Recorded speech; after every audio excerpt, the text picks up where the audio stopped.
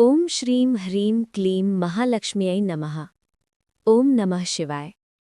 बहुत ही शांत और दिव्य भाव के साथ आप सभी का स्वागत है ज्योतिष ज्योति चैनल में।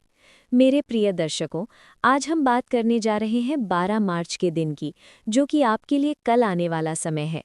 ये संदेश विशेष रूप से तुला राशि के जातकों के लिए है।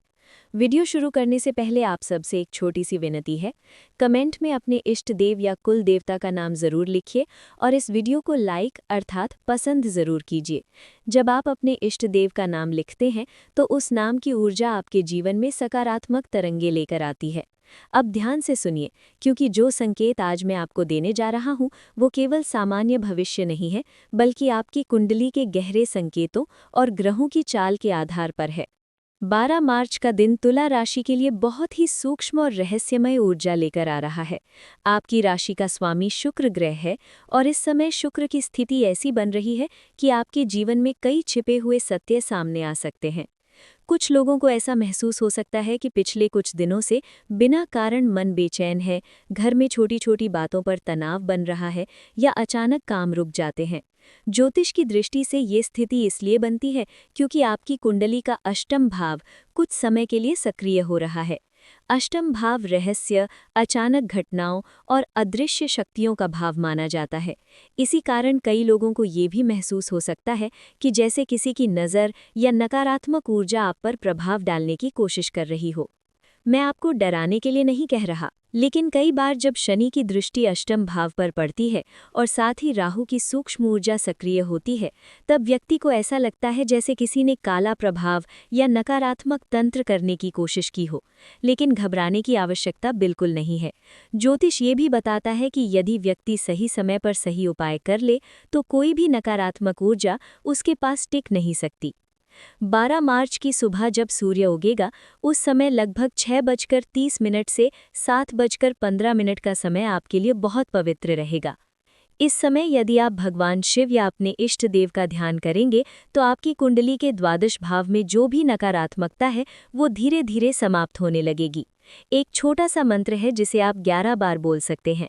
ओम नमः शिवाय, शिवाय नमः ओम। ये मंत्र आपकी आत्मिक शक्ति को जागृत करेगा। अब एक छोटी सी कहानी सुनिए। एक बार एक व्यक्ति था जिसका नाम मोहन था। उसकी राशि भी तुला थी। कई वर्षों तक उसके काम रुकते रहे, व्यापार में हानि होती रही और उसे लगता था जैसे कोई अदृश्य बाधा उसके रास्ते में खड़ी है। एक दिन वो एक वृद्ध संत के पास गया। संत ने उसकी कुंडली देखकर कहा, तुम्हारे जीवन में समस्या ग्रहों की नहीं बल्कि तुम्हारे मन की शक्ति की है। संत ने उसे केवल इतना कहा कि हर दिन सुबह भगवान का नाम लेकर खुद से कहो, मैं सक्षम हूँ, मैं सफल हूँ और ईश्वर मेरी रक्षा कर रहे हैं। कुछ ही महीनों में उसका व्यापार बढ़ने लगा, परिवार में खुशियां आने लगी और वही लोग जो उसे कमजोर समझते थे उसकी प्रशंसा करने लगे। ज्योतिष हमें यही सिखाता है कि ग्रह केवल दिशा दिखाते हैं, लेकिन जीवन की ऊर्जा हमारे विचारों से बनती है। अब बात करते हैं 12 मार्च के ग्रह योग की। इस दिन आपकी कुंडली के द्वितीय भाव में चंद्रमा का प्रभाव धन और वाणी से जुड़ी स्थितियों को बदल सकता है। कुछ लोगों को अचानक कोई पुराना पैसा वापस मिल सकता है। लेकिन ध्यान रखें, दोपहर के समय लगभग 1:30 से 3 बजे तक राहु काल रहेगा। इस समय कोई भी नया काम शुरू करना उचित नहीं माना जाता। वहीं शाम के 4:15 से 5:30 का समय आपके लिए बहुत शुभ बन सकता है। यदि आप व्यापार करते हैं तो इस समय कोई नई योजना बनाना लाभकारी रहेगा। अब एक महत्वपूर्ण संकेत।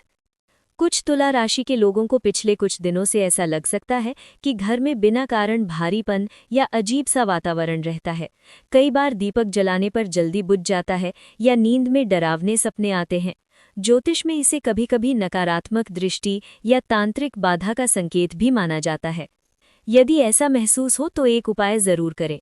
किसी शनिवार या मंगलवार को मध्य प्रदेश के उज्जैन में महाकालेश्वर मंदिर, उत्तराखंड के केदारनाथ धाम या राजस्थान के सालासर बालाजी मंदिर में दर्शन का संकल्प लें। यदि जाना संभव ना हो तो घर में ही दीपक जलाकर भगवान से प्रार्थना करें। अब बात करते हैं प्रेम और विवाह जीवन की। 12 मार्च का दिन आपके लिए भावनात्मक रूप से महत्वपूर्ण हो सकता है। आपकी कुंडली का सप्तम भाव थोड़ा सक्रिय रहेगा। इसका मतलब है कि कुछ लोगों के जीवन में कोई पुराना रिश्ता फिर से सामने आ सकता है। जो लोग विवाह की प्रतीक्षा कर रहे हैं उनके लिए ये समय संकेत दे रहा है कि आने वाले महीनों में शुक्र और गुरु की स्थिति विवाह के योग मजबूत कर सकती है। लेकिन ध्यान रखें, संबंधों में सबसे बड़ा मंत्र है सम्मान। यदि आप अपने साथी की भावनाओं को समझेंगे तो ग्रह भी आपके साथ खड़े रहेंगे। छात्रों के लिए भी ये दिन विशेष संकेत दे रहा है। यदि आपकी कुंडली में बुध मजबूत है तो पढ़ाई में अचानक प्रगति देखने को मिल सकती है। लेकिन यदि मन भटकता है तो रोज सुबह 5 मिनट ओम बुधाय नमः का जाप करना बहुत लाभदायक होगा। अब मैं आपको एक और प्रेरणादायक बात बताना चाहता हूँ। मैं अक्सर कहता हूँ कि मैं कहानियाँ सुनाने के लिए नहीं बोलता, बल्कि आपको सकारात्मक बनाने के लिए बोलता हूँ, क्योंकि जब व्यक्ति अपने मन में ये विश्वास पैदा कर लेता है कि वो सब कुछ कर सकता है, तब पूरी सृष्टि उसकी मदद करने लगती है। आप हर दिन अपने आप से कहिए, मेरी कुंडली में सफलता लिखी है, मेरे ग्रह मुझे आगे बढ़ा रहे हैं और मैं अपने जीवन का निर्माता हूँ। जब आप ये शब्द बोलते हैं तो आपके मन की ऊर्जा बदलने लगती है। अब एक विशेष संकेत, 12 मार्च की रात लगभग 9:45 के बाद का समय आध्यात्मिक रूप से बहुत शक्तिशाली रहेगा। यदि आप इस समय कुछ क्षण ध्यान करेंगे तो आपकी कुंडली के दशम भाव में जो भी रुकावटें हैं वो धीरे धीरे समाप्त होने लगेंगी। दशम भाव कल्म और प्रतिष्ठा का भाव होता है। यही वो स्थान है जहाँ से व्यक्ति समाज में अपनी पहचान बनाता है। यदि आप व्यापार शुरू करना चाहते हैं तो कपड़ा, सौंदर्य, कला, डिजाइन या लग्जरी से जुड़ा व्यवसाय तुला राशि वालों के लिए बहुत शुभ माना जाता है, क्योंकि इन क्षेत्रों पर शुक्र ग्रह का प्रभाव होता है। जो लोग नौकरी में हैं, उन्हें अपने वरिष्ठों के साथ मधुर व्यवहार रखना चाहिए, क्योंकि कभी-कभी केवल शब्द ही व्यक्ति की किस्मत बदल देते हैं। अंत में केवल एक बात याद रखिए, ग्रह आपको डराने के लिए नहीं होते, बल्कि मार्गदर्शन देने के लिए होते हैं। यदि आपके जीवन में कभी कठिन समय आता है तो समझिए कि वो समय आपको मजबूत बनाने आया है।